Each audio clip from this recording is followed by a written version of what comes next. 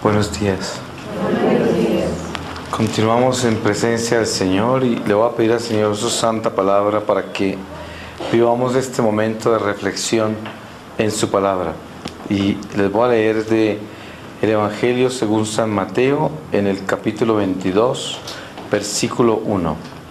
Dice: las bodas del Hijo del Rey.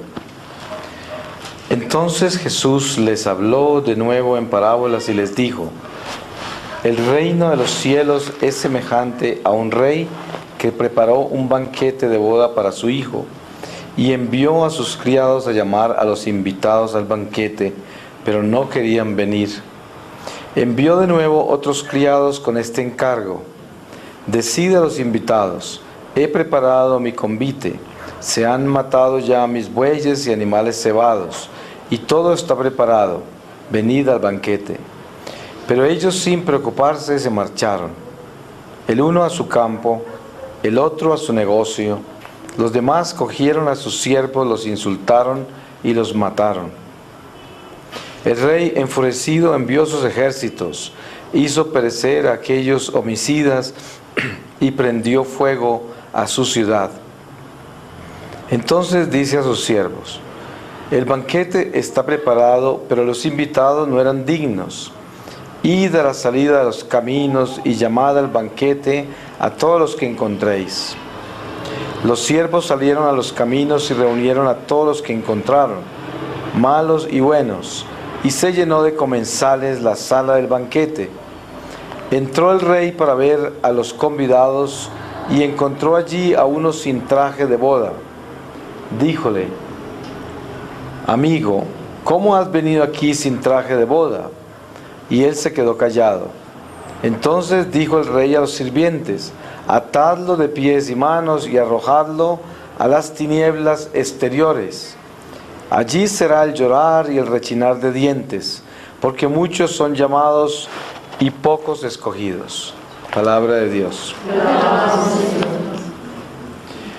Pues yo quiero hacer una reflexión sobre el sentido de lo que es el infierno, la condenación del hombre. Nosotros iban a escuchar hoy en el Evangelio cómo el Señor advierte que Él vino, y esto lo advierte en otros pasajes, pero hoy se certifica en este Evangelio, cómo Él explica de que el infierno existe, de que aquel que no se cuida del pecado será arrojado al fuego eterno, que si nuestro ojo se interpone entre Dios y nosotros, debemos sacárnoslo, o nuestro brazo. ¿Me pueden cerrar esa ventana? Entonces, todas estas cosas nosotros tenemos que tomar dentro de una reflexión en la cual nuestro compromiso con Dios tenga más sentido real, porque es que lo que sucede con el Evangelio y lo que sucede con la religión es que la religión se compromete con nuestra vida humana rutinaria, por decir algo. Nosotros comprometemos la palabra de Dios y comprometemos todo lo que Dios nos advierte a través de la ley, lo comprometemos con nuestra vida diaria. Es decir, el hombre termina durmiéndosele a la ley y negociándola de acuerdo a conveniencia. Dios específicamente nos recuerda a través del camino que la ley es real, que el infierno es una realidad, que el pecado mata eternamente, que nosotros no tenemos sino una sola vida en la carne, que por lo tanto esto terminará en cualquier momento. Nosotros vemos profundas reflexiones de la gente en los funerales y en momentos difíciles, cuando alguien está enfermo, en peligro de muerte, cuando las cosas se ponen amenazantes. De repente las personas reflexionan, no todas, muchas reflexionan, y no todas reflexionan lo suficiente como para entender el peligro que vivieron toda la vida en pecado. Se arrepienten por miedo al final de la vida, muchos. A muchos se le aplican los santos óleos y se confiesan y todo, pero la sorpresa después de salir de esta vida es de que generalmente muchas de las personas que se confiesan en ya moribundas o enfermas, no entienden de que el acto de contrición tiene que ser no solamente de ese momento que se arrepintieron, sino que tienen que recorrer su vida con conciencia, darse cuenta del escenario de la vida que se hizo en desobediencia, para que se tenga una conciencia plena de toda una vida y no de un momento. Porque hay personas que, por ejemplo, ofenden a otra y van y piden perdón, y de pronto van y se confiesan de que ofendieron a fulano. Pero si esa persona, al confesarse de haber ofendido a fulano, no se confiesa de que tiene una falta de caridad increíble con el prójimo, de que tiene una tendencia a faltarle respeto a los demás, de que no tiene paciencia y tolerancia y pierde su paz interior con toda facilidad y por eso ofende a los demás. Y no es solamente esta vez que se está confesando por ofender a fulano, sino que es que tiene una tendencia de ofender a la gente porque fácilmente pierde el control. Entonces, si la confesión es solamente de la última ofensa a fulano, esa persona realmente no tiene conciencia del mal que tiene. Y por lo tanto esa confesión es muy débil y no es un acto de contrición perfecto, y es simplemente un beneficio temporal sacramental que le da una paz superficial a la persona. Esa persona no crece espiritualmente. Por dentro de esa persona no hay realmente una conciencia del daño, el peligro del pecado y de la ofensa que es a Dios, y también el daño que se le hace al prójimo. Por lo tanto, es lo que llamamos nosotros un tibio, un mediocre. La muerte de un tibio es muy espantosa porque las puertas del infierno no prevalecen contra la iglesia, pero sí pueden prevalecer contra el tibio. Pueden prevalecer contra el soberbio. Contra ellos sí. ¿Por qué? Porque la iglesia, cuando se habla, no prevalecen contra la iglesia. Eso quiere decir la iglesia que está en perfecta obediencia con Dios. Nosotros sabemos que cuando se dice la palabra iglesia, nos incluye a cada uno de nosotros que somos creados al ser bautizados, somos creados nuevos en Cristo y somos piedra viva del templo de Dios. Por lo tanto somos iglesia porque nosotros somos una piedra de ese templo, porque ese templo es espiritual, no es ladrillos ni es mármol, ni por muy sofisticados que sean los elementos de construcción de un templo material, nada que ver del templo que Dios habla cuando habla de iglesia. Iglesia es las almas. Las almas forman una iglesia en Cristo que se llama el cuerpo místico. Y nosotros somos iglesia, somos piedras vivas cuando somos fieles. Entonces, no prevalecerá contra la iglesia. Sí, pero entonces, ¿cómo hace para el demonio no triunfar sobre la iglesia? La iglesia tiene que estar sólidamente construida en aquel que la sostiene, el que es el fundamento de la iglesia, los cimientos, que es Cristo. Sobre él se construye la iglesia. Y si nosotros estamos construidos sobre él como piedra viva en el tamaño que Dios nos creó a ocupar dentro del templo, porque cada uno de nosotros tenemos un tamaño específico. Dios nos hizo como piedra viva, por lo tanto, el templo está diseñado por Dios. Dios tiene las medidas y cada uno de nosotros ocupamos un espacio específico diseñado por Él. El hombre que no tiene conciencia de lo que es en Cristo, no tiene conciencia de lo que es el peligro que yace al final de esta vida. Yo hablo con propiedad sobre el infierno porque yo lo he visto y lo he vivido. Las personas que están aquí, que conocen mi experiencia mística, saben que yo tuve una experiencia con Dios donde tuve esa experiencia del infierno. Para mí, una de las dificultades más grandes que yo tengo es de encontrar tanta gente dormida. Cuando hay una persona en el mundo que nunca ha conocido de Dios, nadie le ha hablado de Dios, jamás se le han enseñado los 10 mandamientos, una persona que no conoce absolutamente nada de lo que conoce un bautizado como nosotros, esas personas ante el tribunal del Señor son juzgadas en la conducta, en su conducta. Y la conducta está basada en el bien y el mal, que es de lo que está hecho cada criatura humana mortal. Nosotros somos seres que, sin importar la religión y sin importar si somos el indígena o el pagano o una persona que vive en el mundo sin Dios y sin ley, todos tenemos una conducta, y la conducta es natural en el hombre, innata. El hombre sabe que esto es malo y que esto es bueno, y sobre eso lo juzga Dios, sin ley. Por eso San Pablo dice, aquel que no conoce la ley, sin la ley misma es juzgado, y aquel que conoce la ley sobre la ley será juzgado. De todas maneras, el juicio ante Dios es un juicio perfecto, justo y misericordioso. Cuando nosotros conocemos la ley como nosotros lo conocemos como cristianos que somos, nos vamos a encontrar con una responsabilidad inminente al final de esta vida, de la cual nadie se escapa, nadie, absolutamente nadie. Y uno se imaginaría cuando se habla así de que estamos hablando de un juez terrible, sentado en un trono terrible que nos va pues a eliminar, ¿no? Porque hay personas que tienen un concepto de Dios así, un Dios exterminador. Porque de repente hay una mala interpretación del Antiguo Testamento, una mala interpretación de la justicia y la palabra, la ira de Dios. Pero la realidad es que nosotros tenemos un Dios bueno y amoroso, misericordioso, que no quiere que nadie se condene. Yo he puesto un ejemplo aquí varias veces y lo pongo de nuevo en este momento porque es práctico y exacto. Hay que descubrir qué es la ira de Dios. El ejemplo que yo pongo es este: una montaña. Usted es propietario de una tierra y dentro de ellas tiene una montaña o una colina. Si usted no cuida de esa colina, se erosiona y viene un invierno fuerte y se derrumba y pierde toda esa tierra, se desmorona. Ya perdió un pedazo de tierra porque se desmoronó. Fuera de eso puede causar tragedias. La tierra que se desmorona por estar suelta, por no estar atada dentro de la misma naturaleza con la vegetación necesaria para que no se erosione. Entonces nosotros diríamos que la montaña se erosionó por la ira de la naturaleza. Entonces, ¿podríamos decir que la naturaleza es iracunda?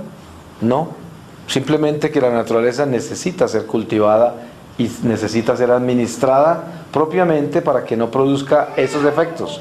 Esa es la ira, lo llamaríamos la ira de la naturaleza.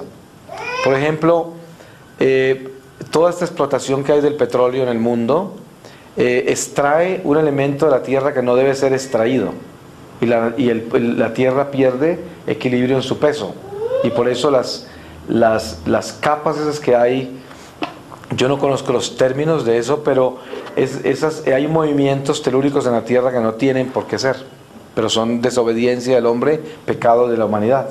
Muchos desastres naturales son causados por el mismo hombre, por su desobediencia y su avaricia. La ira de Dios se podría comparar con esto.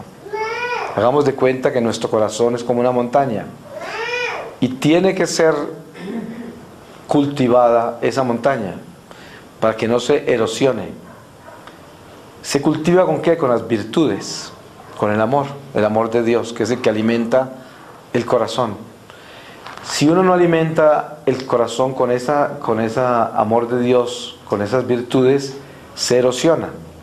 Y se erosiona y se derrumba y puede causar mucho daño, porque puede tapar todas las gracias en una caída. Y esto es el pecado. Diríamos que si un hombre muere así, muere erosionado, no tiene la fortaleza para resistir el fuego de la presencia de Dios, porque no tiene la fuerza natural que debió adquirir durante la vida terrenal para soportar la fuerza sobrenatural. O sea, ¿cuál sería la comparación en términos naturales? Sería la montaña que está cultivada, bien cultivada, tiene la suficiente fuerza para recibir el golpe que le da una tempestad, un invierno, que constantemente llueve por semanas y esa montaña se mantiene verde, mojada, muy mojada, pero está verde. Si hablamos de cultivos y otras cosas, es otro nivel, porque eso sería otro nivel, pero estamos hablando de lo básico, lo elemental del terreno, que es la fe. La fe es elemental, básica, sembrada en un suelo firme y en un suelo fértil. Si el hombre no tiene esas cualidades para soportar al final de esta vida el fuego de Dios, se incendia todo lo que hay allí porque está seco, está malo. Esa montaña no resiste la presencia de Dios. Vemos nosotros el ejemplo del Sinaí, cuando el pueblo de Dios se le anuncia de que Dios va a llegar a esa montaña. Y Moisés prepara a toda esa gente que está muerta del susto de ver que Dios va a llegar. No se lo imaginaban siquiera cómo iba a aparecer. Pero Él aparece con rayos, centellas, truenos, hay humo saliendo a la montaña, las cosas más increíbles. y escoge una montaña, la montaña más fuerte y preciosa en ese momento. Y ahí es donde le habla a Moisés. Pero nosotros somos llamados a vivir esa llegada del Señor al corazón, donde viene a hablarnos y donde se siente la fuerza de Dios, que es una fuerza que no viene a calcinarnos ni a eliminarnos, sino que es una fuerza que viene a edificarnos. Ese llamado de entender la ira de Dios es para darnos cuenta que Dios no es iracundo, sino que la ira de Dios es la erosión del corazón. ¿Y quién causó eso? Dios no causa eso. Nosotros tampoco, la montaña tampoco es culpable de que no la han cultivado y no la han preparado para que no se erosione y haga un daño de pronto. Entonces, Dios es perfectamente amoroso, misericordioso. Dios perdona todo. Pero ¿cómo perdonaría, por ejemplo, la montaña, la erosión? ¿Cómo la perdonaría? Perdonarla sería volverla a cultivar. Volverla a cultivar y asegurarse que la amarra otra vez para que no se erosione con cultivos. Y dedicarse a trabajar muy duro para sembrar y asegurarse que cultive. Y eso le pasa al corazón que se erosiona por el pecado. Tiene que asegurarse uno que lo cultiva otra vez en las virtudes para que se fortalezca. Es un trabajo que tenemos que hacer. Y todo esto lo digo porque voy a llegar al punto más importante. El infierno, la condenación del alma. El infierno, la condenación del alma, es la total erosión del corazón. Un corazón que ya no tiene ningún sembrado en Dios. Y al final de la vida, Dios no tiene que condenarla.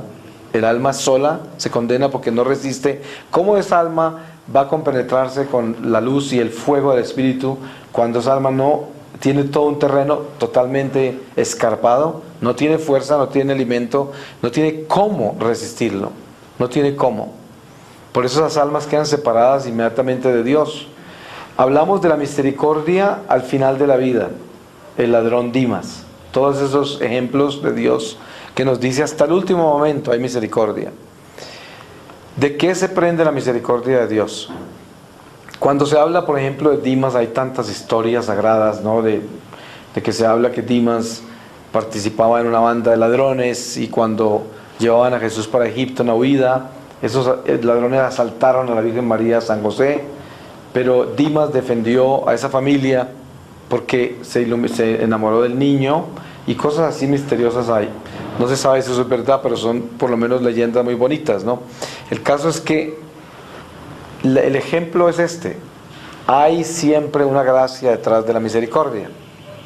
Eso quiere decir, si yo estoy muy preocupado por la salvación de la humanidad, por la salvación del prójimo, por la salvación de mis seres queridos, entonces ver un corazón erosionado es una necesidad de sembrarle amor y sembrarle caridad para que ese corazón por lo menos tenga de dónde prenderse en el momento de la muerte, que tenga algo donde el fuego de Dios no extermine ese pedazo y quede prendido de ahí, que son purgatorios dolorosos de personas que viven en pecado toda la vida y al final de la vida tienen un momento de arrepentimiento porque están en las oraciones de los seres queridos, en las oraciones de la iglesia, en las oraciones de tanta súplica que hay por la salvación de los pecadores que todos los días rezamos en todas las Eucaristías en el mundo entero.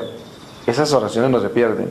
Cuando el sacerdote ora por la salvación y la conversión de todos los pecadores, esas oraciones se van como una economía espiritual para los agonizantes de ese día y de ese momento de la Eucaristía. Eso no es para el futuro. Cada Eucaristía que se celebra está cubriendo ese momento del Espíritu, ese momento. Y en el momento que estamos nosotros acá, dedicándole este momento al Señor, al frente del Santísimo, nosotros aquí mismo estamos dándole también la oportunidad a muchas almas agonizantes para que se arrepientan, porque Dios utiliza este momento para eso, para reparar, para darle oportunidad a otros. Y seguramente que aquí donde estamos nosotros, misteriosamente por los territorios espirituales que Dios tiene, nosotros cubrimos un territorio de almas que están agonizando en este momento. Y esas almas están acá con nosotros, no en una forma directa, pero en una forma espiritual. O sea, están en nuestras oraciones, están en nuestra adoración al Santísimo, están en nuestra piedra de la iglesia, en lo que nosotros somos. Entonces, tenemos que tomar una decisión muy importante en nuestra vida. Cuando escuchemos el Evangelio de hoy, oímos la palabra de Dios, una palabra que Jesús mismo la dijo. Y dice, es que si no haces eso, cuando habla de quitarse el brazo o el ojo para no pecar, si es que te estorba, si es que no te deja en paz, dice, si no haces eso, serás lanzado al fuego eterno. Lo dice así directamente, eterno, no dice temporal ni nada, eterno. El que muere en pecado mortal y no se arrepiente se condena. Eso es una realidad. Yo he visto millones incontables de almas malditas, incontables, hasta el punto que yo jamás volví a ser la misma persona después de eso. Y siempre le digo a la gente, es muy difícil, por ejemplo, en la parábola del rico Epulón y el pobre Lázaro, ustedes ven el ejemplo de cómo el rico Epulón le pide a Abraham y al pobre Lázaro que hagan algo por sus parientes, y la respuesta de Abraham es que aunque manden a Moisés, ellos no van a oír. Nosotros tenemos una dura cerviz, como dice la palabra. Nosotros somos muy tercos, estamos demasiado enamorados de la vida terrenal, estamos muy entretenidos, estamos embebidos con esto, tenemos muchos planes y muchas metas, todas terrenales, y esto hace que nosotros seamos sordos, mudos, ciegos a la gracia de Dios, y por mucho que se nos diga, no atendemos. Y si atendemos a veces por curiosidad, otras veces por religión, otras veces Dios a través del ángel guardián nos arrastra a veces a escuchar cosas para que esas cosas quedan en nuestro juicio. Toda la información que Dios nos da es la oportunidad que Dios nos da para cambiar. Y este día, este momento queda marcado en nuestra vida, en nuestro corazón. Porque Dios habla y dice, arrepiéntete, cambia tu corazón, prepárate para el momento de la muerte, vive el sentido eterno de tu vida, deja de ser mortal y temporal, acuérdate de que tienes alma, esa alma no muere, cuídala, tú eres el único responsable de ella, nadie más la va a cuidar, nadie más es responsable por ella. Nadie, absolutamente nadie es responsable de tu alma, solamente tú. Por esa razón, Dios a un pueblo como somos nosotros, que es su pueblo, le advierte y le advierte y le advierte en todas las esquinas, porque es un pueblo que tiene más responsabilidades que los demás y será juzgado mucho más duro. Nosotros seremos juzgados muy severamente, porque a nosotros se nos ha dado todo y la información que tenemos es plena. Lo que le pasa al tibio y lo que le pasa al infiel es que, curiosamente, el tibio y el infiel son los que más información de Dios quieren. Viven como de compras, buscando toda clase de revelaciones y de cosas de Dios, y no saben que por esa avaricia espiritual, que no va a hacer nada en sus corazones y no los va a cambiar, se están acabando de condenar. Porque entre más sepan y más descubran, más le deben al Señor. Menos excusa tienen de hacer las cosas que hacen mal. Entonces, el llamado de Dios a la sencillez, a lo elemental de nuestra fe, es vivir una vida que no está comprometida con ambiciones temporales en una forma prioritaria. O sea, que las cosas temporales nuestras no son nuestra prioridad, ni son nuestro enamoramiento, porque eso sería idolatría. Cuando nosotros le damos tanto poder a las criaturas humanas, al mundo, a las oportunidades que el mundo ofrece y a los planes que tenemos, a las ambiciones que tenemos, estamos adorando las cosas materiales, adorando al mundo de las criaturas, y dejamos de adorar a Dios, y por lo tanto es idolatría. Y el hombre en ese momento se naufraga en el mundo material y pierde todo contacto con el Espíritu de Dios. Y ahí se desnutre, se confunde, empieza a dar vueltas como una veleta por ahí a buscar qué es lo que Dios quiere de mí, y todas estas cosas aparecen. La sencillez del Evangelio es perfecta, porque el Evangelio le muestra a uno en cada esquina qué es lo que Dios quiere de mí. Como nosotros estamos acostumbrados a vivir tantas metas terrenales, el activismo tan increíble en que vivimos en este mundo material en que estamos en este momento, nosotros estamos acostumbrados a tener como empresas de las cosas. Hacemos como empresas de todo. Hasta para visitar a un pariente montamos toda una empresa, como un taller. con toda clase de herramientas para ir a cualquier parte, para hacer cualquier cosa. Somos súper elaborados. Y por esta razón pensamos, cuando pensamos de Dios, que Dios nos va a dar un plan todo elaborado y con una cantidad de herramientas. ¿Qué será lo que Él quiere de mí? ¿Qué será? Entonces uno también quiere un taller, que el Señor le mande un taller de cosas y una cosa toda elaborada, un plan todo sofisticado para el plan de mi vida. Y eso no es verdad. Dios solamente quiere una cosa de todos nosotros, y es que nos salvemos. Eso es. Dios nos creó en el destierro. ¿Y para qué nos creó en el destierro? Para que nunca más nos tenga que desterrar. ¿Qué quiere decir eso? Dios creó a los ángeles puros y perfectos y los tuvo que desterrar una tercera parte. Entonces, ¿cómo nos hace a nosotros después de que vivieron los ángeles y los desterraron? ¿Qué hace con nosotros? Empieza en otra forma, y no porque se equivocó, porque Él es perfecto, sino porque es el mismo plan de Dios, en el misterio de la creación. ¿Quién puede juzgar eso? ¿Quién podrá preguntarle a Él por qué hace eso? Nadie. Pero lo único que podemos hacer es observar lo que Él hace, aunque no lo entendamos. ¿Qué hace con nosotros? Nos crea inferiores a los ángeles y nos da la oportunidad de ser como ángeles un día. Y si nosotros llegamos a perfeccionarnos a voluntad propia, porque deseamos y añoramos la perfección y la santidad, llegaremos a ser exacto como ángeles, y por habernos purificado desde la imperfección a la perfección, nunca perderemos la perfección. Y por eso nos deja vivir esta oportunidad del mundo imperfecto, para que el que quiera ser perfecto, pues lo busque, lo añore.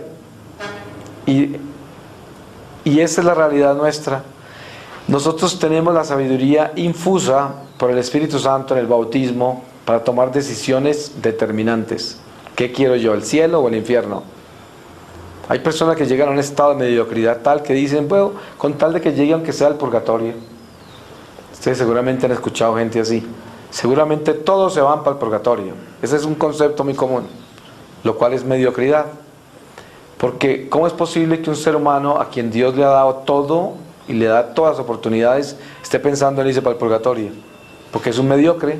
Hay muestra de que no quiere cambiar realmente. La gente dice, ¿quién puede ser santo? Pues claro, usted no, porque usted no la está buscando la santidad. Pero claro que sí puede ser santo. Sí, Dios no miente, Dios no es mentiroso. Y si Jesús dijo, sea santo y perfecto como mi Padre que es santo y perfecto, es porque se puede. Porque Él nos dio la forma de hacerlo. Entonces, yo le digo a la gente, si ustedes supieran lo que pasa en el momento de la muerte, les aseguro que pasarían de rodillas por esta vida. De rodillas. Mire usted todos los caprichos que tiene la humanidad. Usted ha visto gente, hay personas que son capaces de pasar un día entero lleno de murmuraciones en el corazón y de ira y de rabia y de descomposición porque algo no les gusta, porque algo les está saliendo mal, porque alguien no los complace, porque la vida esto, porque por tantas cosas son capaces de pasar un día entero descompuestos en el amor propio. Son capaces. Si ustedes se imaginaran lo que eso, la tragedia y el desfalco espiritual que representa un alma abatida por el amor propio, por la ira, por el desconsuelo, por la frustración, por la rabia, por los celos, por todas esas cosas, si ustedes supieran el daño que se hacen espiritualmente, nunca en la vida permitirían que eso existiera más de 10 minutos en el corazón, porque esa es naturaleza humana. No hay forma de que nosotros nos escapemos de sentirnos así en un momento dado. Claro, yo tengo una carne imperfecta, una carne que es insolente, que es desobediente, que tiene tendencias a ser perezosa, que tiene tendencias a rebelarse, que tiene tendencias a imponer las cosas personales sobre los demás. Pero eso no quiere decir que yo me voy a quedar cascabeleando en esa naturaleza mala. Yo puedo corregirla. Porque precisamente la espiritualidad se trata de que el hombre crezca lo suficiente para imponerse sobre sus defectos, constantemente. Y los defectos no se podrán superar durante la vida terrenal en plenitud. No se superan en plenitud, porque sería una contradicción. ¿Cómo se puede superar un defecto en plenitud en un cuerpo imperfecto y en una mente limitada por el tiempo y el espacio? No se puede. Pero lo que sí se puede es prepararla para completarla en Cristo, que es Redentor, al final de la vida. Pero ¿cómo la prepara? Dando todo lo que puede dar para llevarla al máximo volumen dentro de la imperfección, el máximo volumen de preparación a la perfección. Que es como decir, un carro hay que ensamblarlo. O sea, usted tiene el motor, tiene todo el chasis, todas las cosas que tienen los carros, yo no sé cómo se llamarán, pues no soy mecánico o ingeniero, pero los carros tienen una cantidad de maquinaria que las tienen que después ensamblar con una carrocería decente, que el carro no se vea pues pelado con el motor, y un sitio donde se siente la gente, todas estas cosas. Lo primero que se hace es se construye la parte interna, que es la más importante, el motor, las llantas, todo eso, se construye, luego se le pone todos los otros elementos encima de eso, después de que lo más importante esté hecho. Diríamos nosotros que nosotros somos ese motor y esa instrumentación mecánica que es la construcción de la fe, la construcción de la fortaleza interior, para nosotros poder estar definidos y Dios nos puede ensamblar al final de esta vida y nos pueda colocar el resto, lo que nos falta. El hombre tiene que entregarse a Dios sabiendo que es imperfecto y viviendo con la imperfección como purificación. La imperfección nos purifica porque nos hace humildes. Por eso vemos hechos en las Escrituras donde hay profetas con defectos físicos, apóstoles con problemas graves. San Pablo habla de aguijón en la carne, otros hablan de tantas tartamudez, muchos problemas en apóstoles y profetas.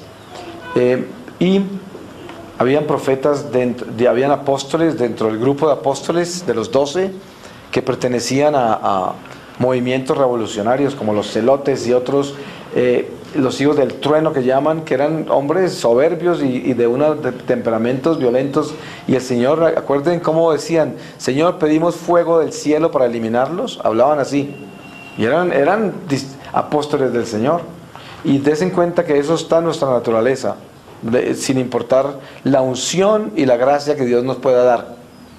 Esa naturaleza está en nosotros y Dios siempre nos corrige, porque Dios es el que nos dirige, el Espíritu Santo. Yo quisiera entonces en un momento dado eliminar mis enemigos con fuego del cielo, pero el Espíritu Santo me dice, sí, el poder está para hacerlo, pero eso no es lo que debe hacer, no lo use. Dios, en la persona de Jesucristo, el Hijo, tiene todo el poder para eliminar a los judíos y a los romanos y a todo el mundo, y Él no lo hace, Él simplemente cumple con un plan, y nosotros somos un plan de Dios. Por lo tanto, el plan de Dios más importante es que nos salvemos, y esa es su divina voluntad. ¿Quién busca lo que Dios quiere? Pues el que busca la voluntad de Dios. Por eso Jesús decía, mi madre y mis hermanos son los que hacen la voluntad de mi Padre. Con eso nos dice todo, porque no es una relación de carne y sangre lo que cuenta, sino una relación de espíritu. Aquel que no obedece a Dios no es hermano, ni es mi madre, ni es nada de eso ante Dios. Nada. Porque al final de esta vida, cuando morimos, ya no somos ni hermano, ni tío, ni sobrino, ni abuela, nada de eso desaparece todo. Porque somos espíritus, hijos de Dios, que no tienen nada que ver con la carne ya. Y esas relaciones humanas desaparecen.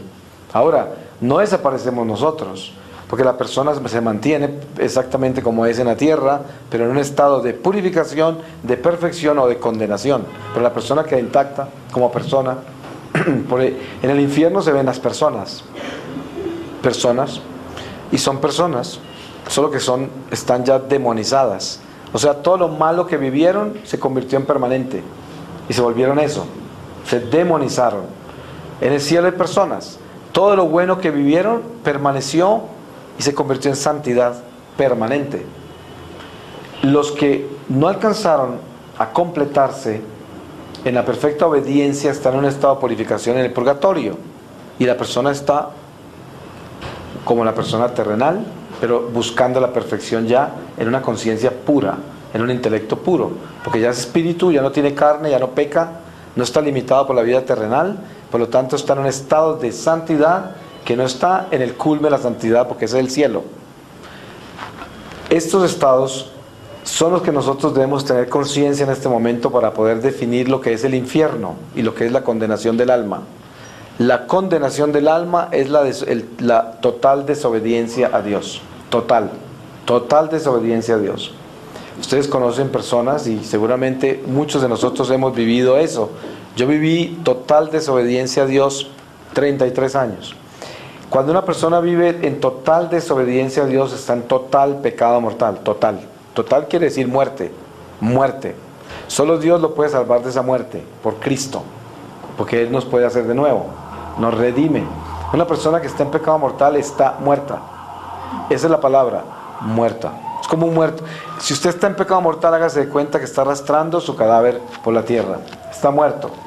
No puede resucitar de esa muerte si no se arrepiente en Cristo y Él lo resucita a la gracia, en la cruz, con ese sacramento de la reconciliación, y le da vida en la Eucaristía, porque ese es el cuerpo y sangre de Cristo, el único camino a la vida, porque Él es la vida.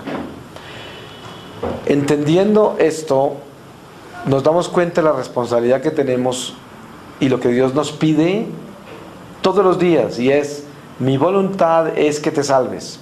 ¿Y cómo nos salvamos? Le han preguntado a Jesús en el Evangelio, lo leemos: ¿qué tengo que hacer para salvarme? ¿Cómo encuentro la vida eterna? ¿Cómo la alcanzo? Y Jesús dice: cumple mis mandamientos, toma tu cruz y sígueme. Todos los que le preguntaron eso, a ninguno les permitió que regresaran a despedirse de la familia, a enterrar a los muertos, a no sé cuántas cosas. A todos les digo, los que tenían muchas cosas les pidió que las dieran. Todo eso era un llamado radical. Y esto no lo vamos a interpretar como protestantes, que interpretan esa palabra como literal. Esto vamos a interpretarlo místicamente. ¿Qué quiere decir no ir a despedirse de su familia? ¿Qué quiere decir no ir a enterrar a los muertos y dejar que los muertos entierren a los muertos? Si lo interpretábamos literalmente, no tiene sentido. ¿Cómo puede un muerto enterrar a un muerto? Por eso Nicodemo no entendía cuando él le decía que tenía que nacer otra vez. Decía: ¿cómo un hombre viejo se va a meter en el vientre de su mamá? Pero es que no es protestante lo que vamos a interpretar. Vamos a interpretarlo con la gracia de la Eucaristía, que es una gracia redimida. Es el discípulo de Maús que estaba cuando se partió el pan y vio a Jesús en la hostia. Eso. ¿Qué es la interpretación de la palabra? El Señor dice: no te despidas de tu familia. Eso quiere decir, cuando tú te vengas conmigo a obedecerme a mí, no puedes mirar para atrás. ¿Cómo se despide la familia? Cuando uno decide vivir un camino de santidad y la familia lo está llamando para que regrese al pecado y viva la vida alegre y la vida activa que llevaba antes de todo lo que hacía. Ah, te volviste un aburrido. Ah, eso ya es fanaticismo. Ah, estas cosas que están... Eso es como la despedida de la familia, es estar con ellos preparándose para después obedecerle a Dios. Esa es una despedida. Porque ¿qué más quiere decir esa despedida? Pero Jesús dice: no se puede ir a despedir. Ah, que se me murió fulano. Eso es dedicarse uno a prenderse a las personas tanto que tener que enterrarlos quiere decir el apego a los seres humanos. Uno no puede estar pendiente de la muerte del otro y estar apegado a los seres humanos en una forma de idolatría. Tiene que saber que son hijos de Dios y que uno no tiene por qué tener el miedo a perderlos. Eso no tiene, porque son de Dios, no son de uno. Uno no los posee. Y esas son lecturas espirituales de la perfección. Cuando uno mira eso y lo escucha en el profundo del alma, diría uno: pero entonces, ¿dónde estoy yo? Yo estoy muy mal. Pues qué bueno, porque precisamente lo que el Señor quiere mostrar es lo mal que está, para que usted se corrija. Oye, ¿qué tal que estuviera también? No estaría acá. Dios no vino por los sanos, sino por los enfermos. Y si el Señor nos tiene aquí es porque todos estamos enfermos. De lo contrario no estaríamos acá, porque tendríamos tanta sabiduría y tanta santidad que ni siquiera sabíamos que teníamos que estar en ninguna parte. Estaríamos donde pertenecemos, haciendo la obra de Dios, ya totalmente llenos de Él y convertidos en santos que son invisibles, prácticamente. Los santos son como invisibles, porque los santos no ocupan ningún espacio determinado, sino que hacen la voluntad de Dios perfectamente. Nosotros sabemos, cada uno de nosotros, lo que nos falta, tanto que nos falta, cada uno. Ese es un acto de humildad muy importante, de uno saber que yo puedo estar en un activismo impresionante en la iglesia por años. Yo a veces encuentro gente que me pregunta: ¿cuántos años llevas en este apostolado? Yo digo: 9 años. Yo llevo 30. Apenas estás empezando a ver la gracia que Dios te ha dado. Y yo digo: ¿podrá haber alguna diferencia entre 30 y 9 años? Pues no hay ninguna. Porque ¿qué se gana uno con tener 30 años en la iglesia si de repente el corazón no le ha cambiado? Yo puedo estar gritando aleluyas y comparsas en la iglesia por 30 años. Y puedo estar hasta ayudando a los pobres y haciendo quién sabe cuántas cosas, visitando a los presos y haciendo toda clase de cosas religiosas. Pero si yo no tengo caridad, si mi corazón no ha cambiado, si yo no soy capaz de perdonar más, si no tengo más santidad en mi corazón, de nada me han servido todas las panderetas y todos los ministerios. ¿Para qué? Eso no sirve. La religión no nos salva, la ley no nos salva. Una persona que ha servido mucho a Dios en la iglesia en una forma religiosa, reuniendo gente, haciendo toda clase de espectáculos religiosos, todo eso, no tiene garantizado nada. Es más, el Evangelio habla de ellos y dice, ellos llegan ante el Señor, Señor, ¿te acuerdas? Yo evangelicé millones, yo hice esto. Y el Señor los mira y dice, no te conozco, vete de mi lado. ¿Y por qué? Porque es que no es lo que hacemos, eso no tiene nada que ver. Por eso el Señor dice, no quiero holocaustos, no quiero sacrificios, quiero un corazón arrepentido. Eso es lo que yo quiero, un corazón contrito. Y un corazón contrito es un corazón caritativo, amoroso, que es incondicional, que no tiene acepción de personas, no discrimina a nadie, a todo mundo lo recibe, es iglesia. La iglesia nuestra católica es un amor incondicional al prójimo, total, nunca discrimina, a nadie lo selecciona, no. Ese es el fariseo, ese es el que está preparando su propia condenación, el que selecciona. Por eso hay sectas, oímos la palabra secta, y la iglesia condena las sectas. ¿Por qué condena las sectas? Porque son sectarias, y Dios no es sectario. Por eso se llama católica la iglesia, porque es universal, o sea, está abierta a todas las criaturas. Todas las criaturas son llamadas a participar de una iglesia que no tiene puertas para nadie, sino que está abierta, siempre, siempre abierta. Y esa es la entrada a la gracia. La gracia se pierde con cerrar las puertas, con seleccionar, porque ahí entra el pecado de la soberbia, se pierde la caridad, el hombre entra en un orgullo y entra en un trono de sí mismo en el cual pierde a Dios completamente. Entonces, al final de esta vida hay una realidad inminente: o nos condenamos o nos salvamos. Nosotros como católicos, por la gracia de la Eucaristía, tenemos la oportunidad no solamente de salvarnos, sino de ir directo al cielo. Dios nos pide que nosotros entendamos lo que nos ha dado, y nos lo pide todos los días, y nos pide que seamos responsables de esto y que no dejemos dominar esta vida por la pereza. Entre más años pasen, más difícil se convierte el compromiso con Dios, porque entre más adoloridos estén estos huesos y más se ha descompuesto esta carne, más dificultad tiene usted para comprometerse con el Señor. Por eso hay personas que piensan que van a esperar hasta que estén más viejitos para comprometerse más a Dios, ya cuando se les acaben todos los apetitos de la carne, cuando ya no tengan ni salud para hacer maldades ni nada de eso, entonces ahí sí me convierto, que es que ya no puedo actuar ni en el pecado, ¿no? Eso no es. La llamada a Dios es en este momento, sin importar quién soy y qué edad tengo, es hoy. ¿Por qué? Porque el alma no tiene edad. Las almas no tienen edad. Sabemos que si morimos todos en este instante, quedamos todos como almas y no vamos a tener diferencia de edad, porque no tenemos cuerpo material que se descompone, sino que tenemos un alma perfecta, que no envejece y que es eterna. Si esa alma está en Dios, es un alma en la luz. Si no está en Dios, está deformada en el pecado, en la oscuridad, como monstruo. Es como una bestia. Así queda el alma.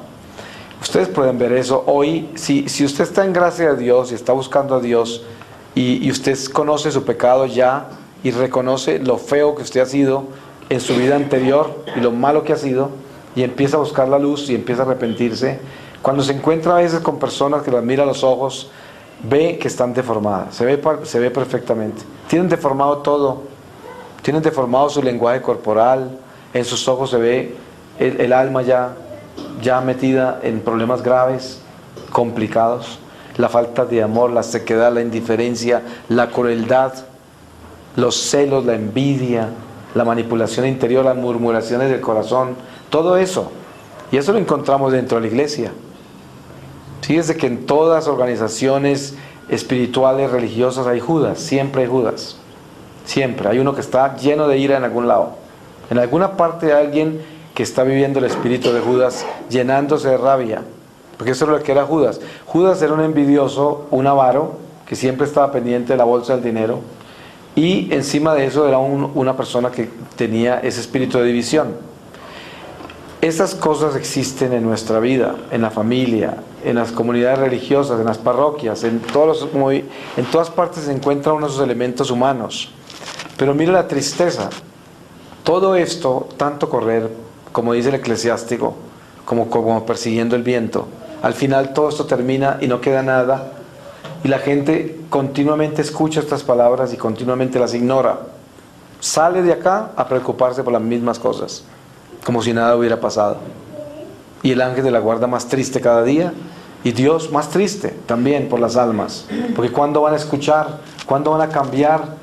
Si yo estoy diciendo Dios es misericordioso y la presencia de Dios en nuestro corazón es el gozo y la gracia, la dicha, la paz del corazón, ese es el Señor. Entonces, si yo vivo en gracia de Dios y busco a Dios, ¿cómo es posible que no tenga gracia ni paz en mi corazón?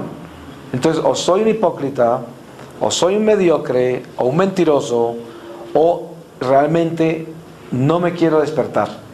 No quiero despertarme de este letargo, no quiero despertarme de estas mañas humanas, de todas estas cosas que tengo. Pero el hombre que se despierta a Dios y confía en Él y sabe que Dios está vivo y que Dios nos quiere transformar, se llena de gozo y de paz. Se llena. El mundo no le puede robar eso, porque ya no le da poder a las criaturas humanas, ni le da poder al mundo, ni a sí mismo. Y por lo tanto tiene paz, porque es una persona sencilla. ¿Por qué pierde la paz el ser humano? Porque no tiene lo que quiere. Usted ve una persona que no tiene paz y está de mal humor y ¿por qué está así? Porque no tiene lo que quiere en ese momento. Y si usted se hace de esos momentos muchas veces de su vida, se convirtió en una persona amargada, que es un espíritu pervertido, un alma deformada. Y al final de esta vida, un alma deformada no puede entrar ni al purgatorio.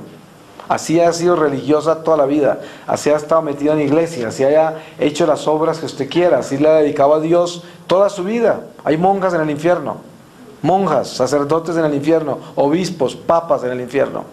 O sea, no se escapa nadie del fuego eterno. El que no obedece se va para el infierno, es muy sencillo. Y la gente no cree. Yo sí, yo creo. Desafortunadamente a mí me tocó verlo, porque ahora tengo una responsabilidad de la cual no me puedo escapar. Y sin embargo, esta bestia humana, que es nuestra naturaleza inferior, siempre tiende a pecar sabiendo que se puede condenar. Especialmente en mi caso, si yo no me amarro todos los días, si yo no estoy encima de mi naturaleza mala, me tumba porque me tumba, porque en mi carne todos los días quiero hacer algo malo. Tiene tendencias a hacer cosas malas todo el tiempo, y todos los días me toca levantarme e implorarle al Señor que me amarre, que me amarre en su voluntad y que no me deje hacer las cosas que quiero hacer. Porque tenga la seguridad, por mucho que ore, por mucho que luche, mi naturaleza me tiende siempre a buscar cosas que no debo, a pensar cosas que no debo, a desear cosas que no debo, a tener instintos que no debo, y sentidos que no debo, y razón que no debo. Es permanente, es todo el tiempo. Entonces, y cuando no está sucediendo eso, entro en más alta sospecha todavía, porque eso es como serpiente dormida, serpiente que pica más rápido, entonces muerde más rápido. Yo pienso que es muy importante que nosotros le demos una oportunidad a Dios para que nos salve, porque como dice el santo, Dios que nos hizo sin nuestra intervención no nos puede salvar sin nuestra intervención, sin nosotros. Nosotros tenemos que intervenir para nuestra salvación. ¿Y qué es lo que tenemos que hacer? Aportárnosle al Señor. Aquí estoy, Señor, para hacer tu voluntad. Hágase en mí según tu palabra. Es lo que tenemos que hacer. Eso no lo podemos hacer solos. Es imposible. La religión no nos lo provee. La ley tampoco. Las tradiciones tampoco. Solo el Espíritu de Dios en Cristo nuestro Señor, es lo único. Por eso uno tiene que vivir ese amor con el Señor tan profundo, enamorarse del Señor de verdad, enamorarse locamente, sabiendo que es el divino Espíritu, que es el esposo de nuestra alma, que es el Salvador, el que nos quiere llevar a la gloria, el que nos hizo con sus propias manos. Y una persona racional diría, ¿por qué nos hizo imperfectos? Para salvarnos, para que nunca más volvamos a la imperfección del pecado, como volvieron ángeles que eran perfectos y están en el infierno. Dios es misericordioso y perfecto, todo lo hace así. Pero el llamado no es para dentro de una semana, ni dentro de un mes, ni dentro de 2 meses, es para hoy. Nosotros no podemos perder más tiempo. Cada día es un día de luz o de oscuridad para el alma. Y esa economía del alma es definitiva. La economía del alma es hoy. Mira, yo cuántas veces hablo con gente que viene y me dice: Señor, yo escuché su testimonio y estoy muy asustado. Yo vivo en unión libre. Yo hace 5 años que tengo un hombre o una mujer, ya tuvimos hijos y nos queremos mucho. ¿Qué hago? Pues imagínense, ¿qué se puede hablar? ¿Qué hago? Pues obedezca a Dios o condénese, una de las dos. No hay nada más que hacer. Usted o le obedece al Señor o siga por ahí. Seguir por ahí, ¿qué es? Se puede condenar perfectamente. Usted puede confiar en la misericordia porque su abuelita es muy santa y reza por usted todos los días, y seguramente que esa camándula me prendo en el momento de la agonía. Hay gente que piensa así. Hay de eso. ¿Se imagina que de repente esa camándula se reviente? Se va para el infierno. Uno no puede confiarse en esas cosas. Yo pienso que el momento del llamado de Dios es un llamado a la obediencia radical. Si yo recibí de Dios una voz que me dijo: arrepiéntate, confiesa tus pecados y endereza tu camino, esa voz viene de Dios. El único que pide eso es Dios. El diablo no le va a hablar así. El diablo le va a negociar. Usted escucha a veces hasta desde el púlpito hijos de Satanás vestidos de sacerdotes que dicen: Dios es bueno y caritativo, misericordioso, Él nos perdona, no se preocupen ustedes, no sean tan duros con sí mismos, el pecado ya se solucionó en Cristo. Hay herejes así, que son sacerdotes. Hay herejes como Llano Escobar, que dice que Jesús no resucitó con cuerpo, la Virgen tuvo no sé cuántos hijos. Pues esa gente que está condenada ya, si no se arrepiente, para el infierno se van directo. Ese pobre curita está quemándose ya, donde todos los días hay que rezar por él y por toda esa gente de la Javeriana, de esa facultad de teología, porque son puros demonios, son hijos del diablo. Y son sacerdotes, ¿se imagina? Sacerdotes. ¿Usted se imagina lo que les espera? El juicio del Señor. A una persona que se hizo sacerdote le cae el juicio más grande de la vida al final. Por eso tenemos que rezar mucho por ellos, porque algunos de ellos son muy viejos y están para morirse, y están para condenarse, porque no quieren cambiar. Y siguen sosteniendo toda esa basura, toda esa prostitución espiritual, porque el diablo se los llevó. Y esto tenemos que tener cuidado cada uno de nosotros, que no son solamente esos jesuitas, es cantidades de gente que está perdida en pecados peores que ellos. Y esos pecados todos los llevan al infierno a uno, todos, sin excepción. Entonces, es tiempo para despertarnos, es tiempo para cambiar. Es increíble la paz y el gozo que Dios da cuando uno decide obedecerle. Pues sí, hay gente que se asusta porque dice: lo que hace que yo le estoy obedeciendo al Señor, se me dañó todo. Claro, se le dañó todo, porque la cuna que tenía de pecado, de unión libre, ya no la tiene, y ya no tiene el afecto que tenía, la sexualidad descompuesta en la que vivía, no tiene todos esos caprichos, no tiene el dinero que tenía, porque también lo tenía torcido. Porque hacía trampa, mentía, se metía en toda clase de deudas, vivía con créditos hasta acá, con un carro que no debe tener, una casa que no debe tener, una blusa que no debe tener, un reloj que no debe tener, una cosa, todo al revés. Entonces cuando llega la fe y la conversión verdadera, se acaba todo eso, porque el hombre se vuelve sencillo, humilde, tranquilo, y vive solo con la realidad de lo que Dios le está dando, no lo que uno se está imaginando y lo que uno está deseando, sino lo que Dios le da. Y en esa forma se construye una realidad espiritual donde Dios habita en el corazón y tiene paz. No tiene lo mismo que tenía antes, pero tiene paz. ¿De qué se gana el hombre vivir en esos castillos, en una vida prostituida, cuando con ese mismo castillo se va para el infierno en el momento que se muere?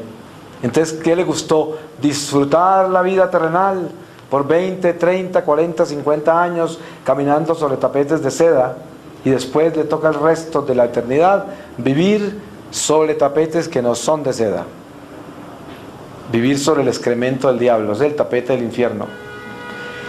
Yo pienso que a nadie en el mundo en que vivimos hoy le gusta esta prédica, la odian, piedras son los que sobran para tirarle a uno cuando predica así, porque la gente está enamorada del pecado, y cuando alguien quiere quitarle ese hueso de la boca, muerden, porque le está quitando a uno el sabor de las cosas deliciosas del pecado, que la tiene en la boca enamorado, y es como una presa, y uno se vuelve bestia. Cuando uno está mordiendo pecado es una bestia y muerde a que trate de quitárselo. Hay que ver la furia que le da a la gente cuando uno le dice la realidad de la ley de Dios y las cosas tan estrictas que son Dios. Lo tildan a uno de toda clase de cosas. Pero ¿qué importa? ¿Usted cree que uno pudiera negociar esa verdad? Yo que la he visto con mis propios ojos, a mí que el Señor me la ha mostrado, donde yo haga eso, me voy al fondo de los infiernos, donde me ponga a negociar cosas que yo vi con mis propios ojos del alma. Al infierno me voy derecho me voy, porque yo no tengo excusa. Por eso me da tristeza ver la gente dormida y verlas revolcándose en todas estas cosas.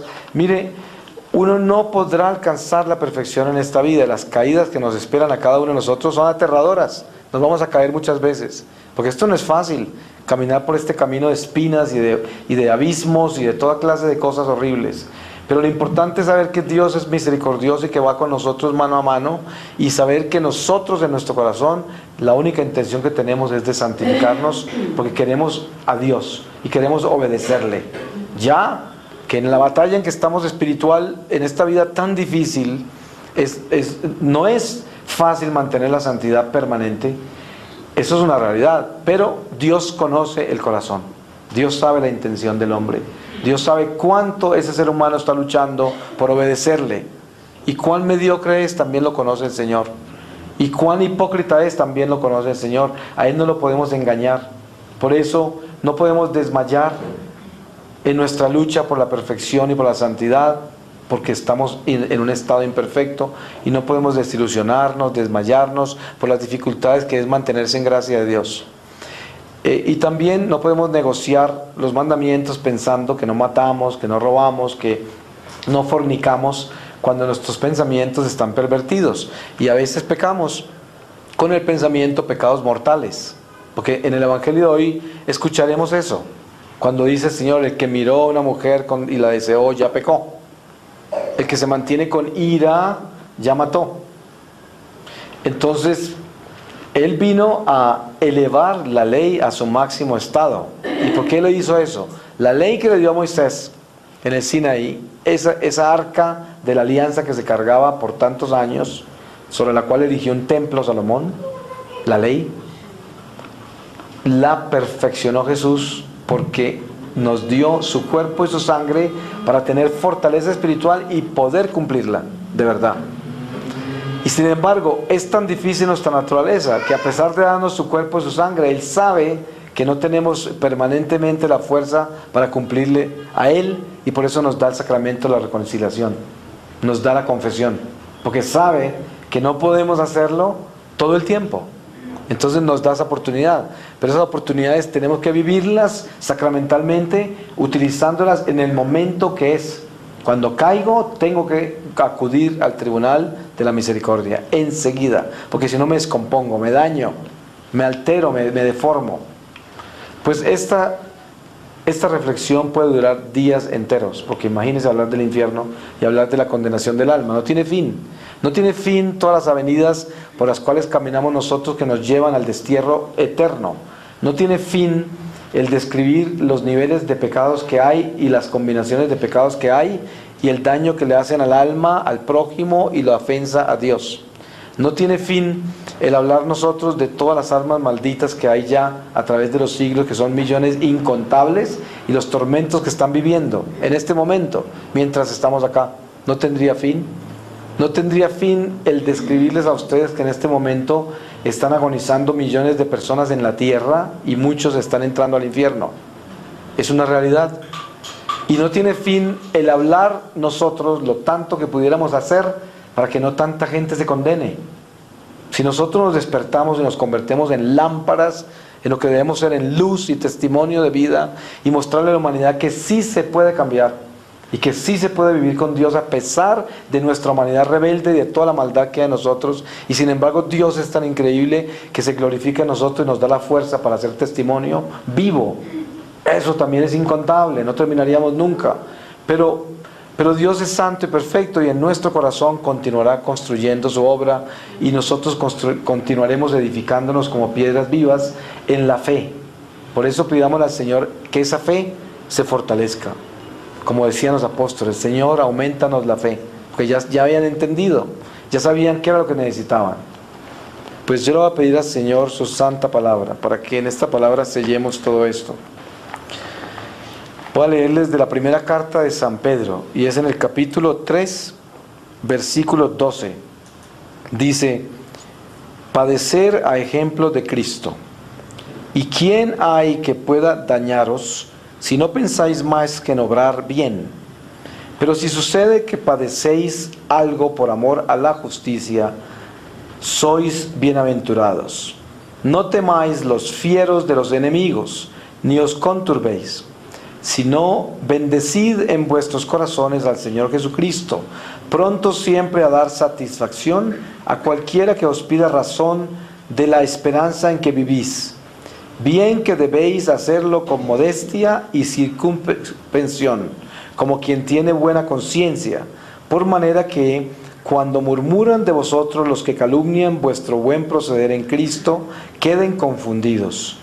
Pues mejor es padecer, si Dios lo quiere así, haciendo bien que obrando mal, porque también Cristo murió una vez por nuestros pecados, el justo por los injustos, a fin de que reconciliarnos con Dios, habiendo sido a la verdad muerto según la carne, pero vivificado por el Espíritu de Dios, en el cual, o por cuyo movimiento, fue también a predicar a los espíritus encarcelados, que habían sido incrédulos en otro tiempo, cuando los estaba esperando aquella larga paciencia de Dios en los días de Noé, al fabricarse el arca, en la cual pocas personas, es a saber 8, se salvaron en medio del agua, la cual era figura del bautismo de ahora, el cual de una manera semejante os salva a vosotros, no con quitar las manchas de la carne, sino justificando la conciencia para con Dios por la virtud de la resurrección de Jesucristo, el cual, después de haber devorado la muerte,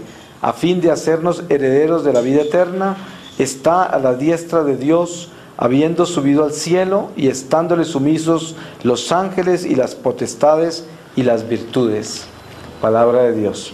Te alabamos, Señor.